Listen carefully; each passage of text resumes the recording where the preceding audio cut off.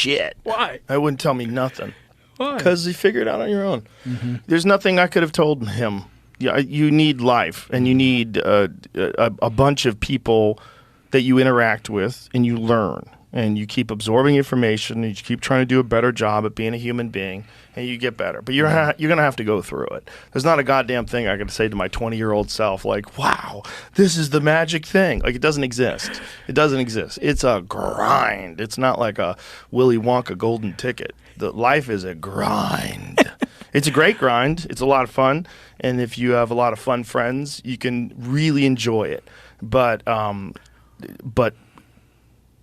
progress comes incrementally with a lot of fucking work, and you're going to have a lot of heartache, and there's going to be a lot of heartbreak, and there's going to be a lot of disappointment, and then there's going to be a lot of great moments. And the great moments, don't dwell on them too much.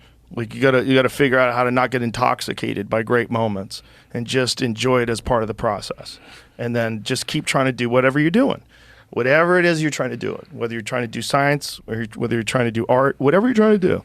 That would be, if I give any advice, it's just like, don't expect to hit the lottery. That shit is not coming. And don't expect the fucking golden age of retirement either. Don't think you're going to get to 65 and one day I'm going to quit and then it's going to be amazing. I'm going to sit in my porch. No, you're going to die. Yeah. That's what happens to people when they do that. Then they have nothing to do. Yeah. They get sad. They get sad and they get bummed out. Just enjoy it. Just enjoy this fucking thing. Would you want to live forever?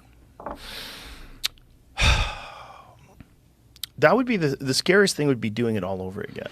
Not living alive forever. Because if you just were like, if I had, like, look, I love life. I have a great time. If someone said you have to do this forever, I wouldn't be terrified to do it. Like, why not? It's fun. So you're saying I keep doing fun things for it? Do I keep getting better at stuff? Because if I can keep getting better at stuff, as long as I don't physically deteriorate too much, and I can keep getting better at stuff, that would be fun. I wouldn't hate it. Just like I don't want to die now. Like, why would I not want to live forever? Like, it's a kind of weird sort of way of looking at it, because both of them are equally terrifying. Yeah. The idea of living forever is terrifying, and the idea of dying tonight is terrifying. Yeah, I mean, I always see these guys, Brian Johnson, these guys that are trying to extend their lives. I'm like, you can live forever. It actually is possible that anybody can live forever. But you can't be a greedy SOB. You can't be greedy and want your body to come with you, and your money and the denial of death is why they built these pyramids, right? So is that real though? We don't really know why they built those pyramids. Well, yeah, I don't know. You know that each pyramid has a base. The base of each pyramid, Joe, is an exact integer multiple of pi. Did you know? Yes. Yeah. Okay. I did know that. Do you know why? Why?